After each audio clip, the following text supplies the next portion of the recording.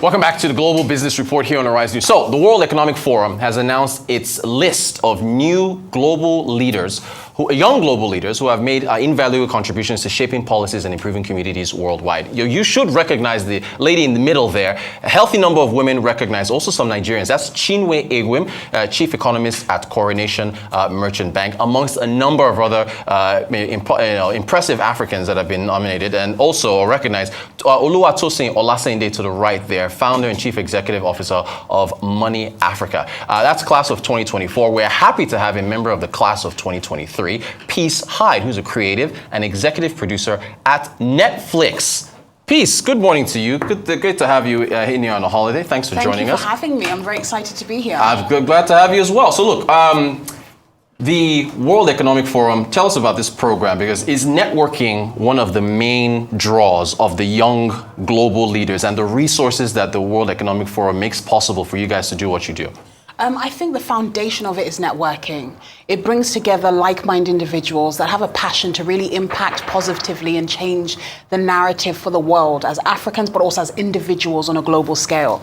And so they bring together people through networking. But once you're in that community, you have option to educational resources. You get the opportunity to meet people from all walks of life that can really impact your individual journey and leadership, but also your professional journey and your business opportunities.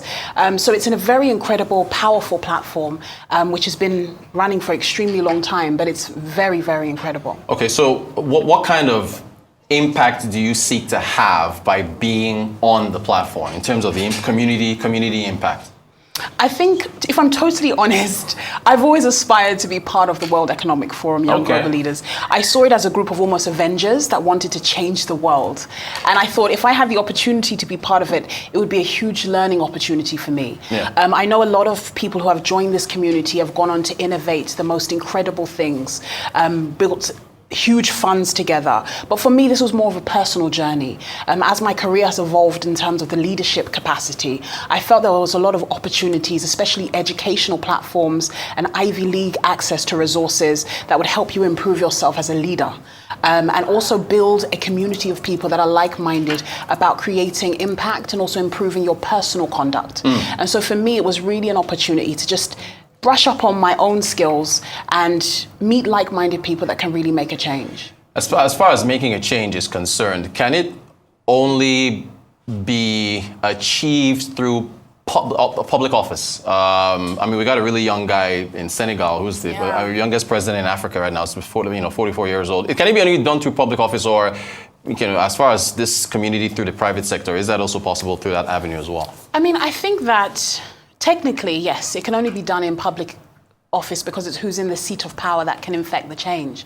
But one thing that I've noticed with the W.E.F community is you have people that are ministers, you have people that are big entrepreneurs that are all coming together. And by them coming together, it means it's those conversations, it's the opportunity to learn and evolve that is actually influencing how these public sector people are able to impact change, because you're now exposing them to innovation, new ways of thinking, and enlightening them. So I think that it's actually a community effort, but fundamentally at the end of that result of all those influences, it's the person who sits in the power that affects the change. Yeah. Okay, so what kind of, you've dealt with heads of states, big executives and so on and so forth.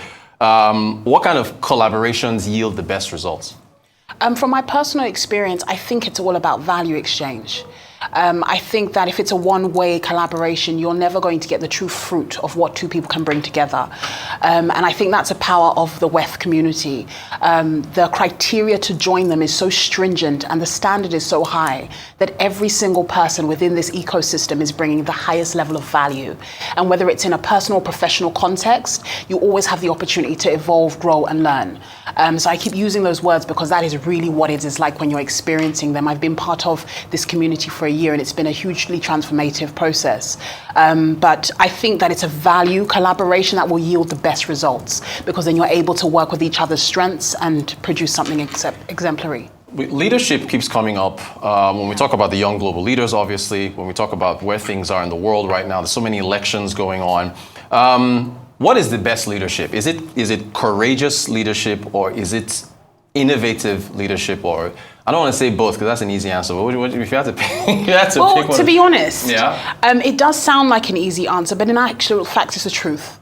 Real innovation takes courage because you're going against the status quo. You're creating something new. And courage takes innovation in your personal sense because you're having to step out and do something maybe that you're not used to doing. So you're challenging your own internal kind of systems and the way you function. So I think one can't exist without the other. But one thing that I think is important to emphasize is the power of community. Because even if yourself happens to be in a very key leadership position, it's important to align yourself with a team and a community that fill out your strengths. Because one person may not have it all, but with a good few drops, you'll create an ocean.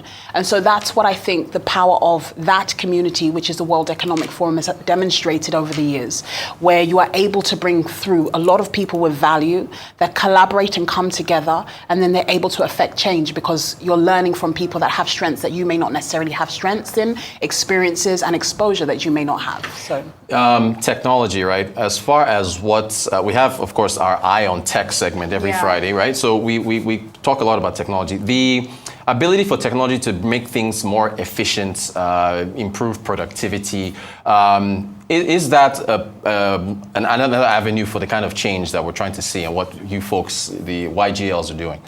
I think technology is an inevitable impact. Is coming, whether you acknowledge it or not. I think it's something that is really redefining what it's like to just live, and our human experience is being heavily impacted by technology. I think what I've realized is we tend to look at these big innovations that are shaping the way we live, but I think it's very important to look at the characters that are sitting at the helm of these innovations and having the power to use these innovations. I think it's so important to look at the character of the people that are actually bringing in this technology. Technology in the right hands can be hugely, hugely positively impactful, but in the wrong hands, it's hell. Yeah. And so I think that it's so important to look at the character, the morals, the values, the integrity, the purpose of why these technologies are being created and how we can leverage them in a successful way. But I think character is so important. Yeah. And I think I keep sounding like I'm a brand ambassador for W.E.F, but I really am. But it's such a powerful community because that is one of the key areas that they look at. It's about integrity, it's your character, it's your morals, it's your values. It's not just about getting a title, it's not just about a lofty position, it's about your conduct in and outside of that community.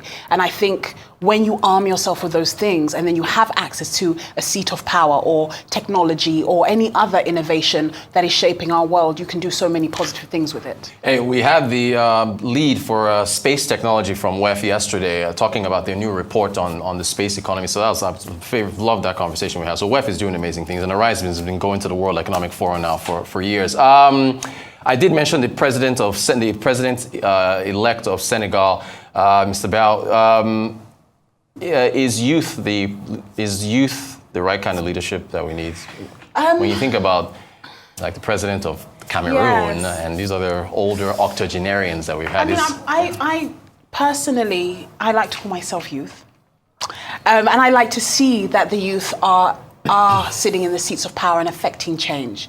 And so when I see a young president, for me, that's inspiring. It shows that there's change happening.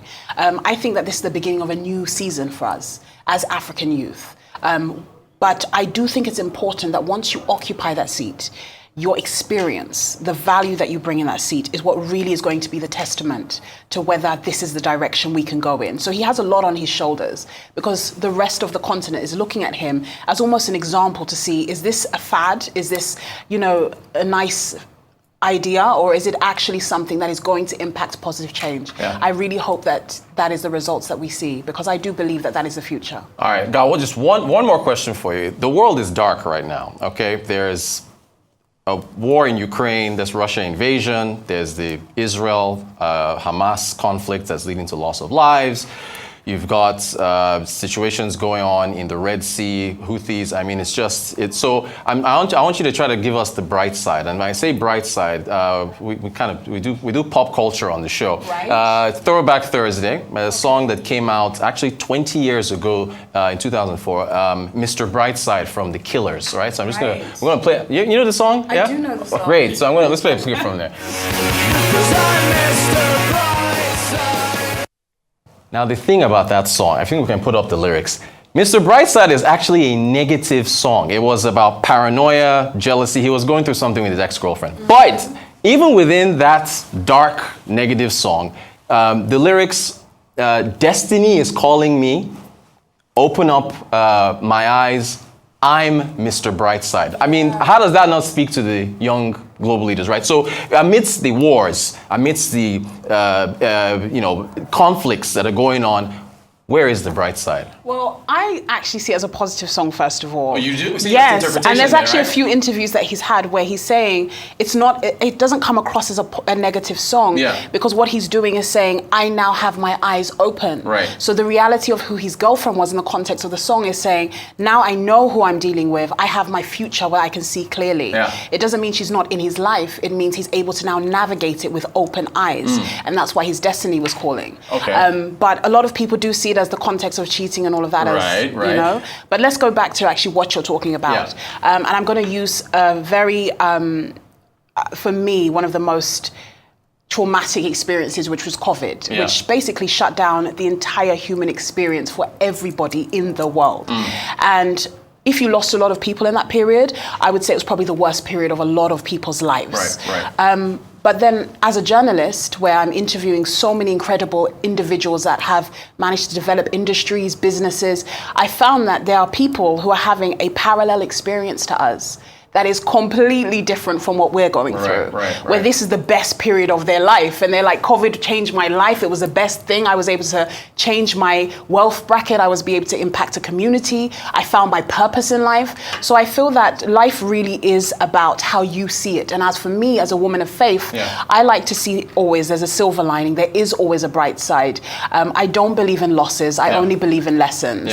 So for me, I feel that, you know, when you walk with faith, there's not really a lot for you to be worried about. It may not always go your way, but it's always designed for your greater good. And as long as you embrace that type of ethos in your life, there's always going to be a bright side. The glass is always full, and it's usually full of wine. There you go. In fact, peace Hyde just rhyme with bright side. So we ended on a positive note. Peace Hyde, executive producer over at Netflix, also journalist as well. Thank you so much for joining us to talk about the young global leaders. Appreciate it. Appreciate your time. You're watching the Global Business Report here on Arise News. We'll have more for you after the break. Our conversation with the chief economist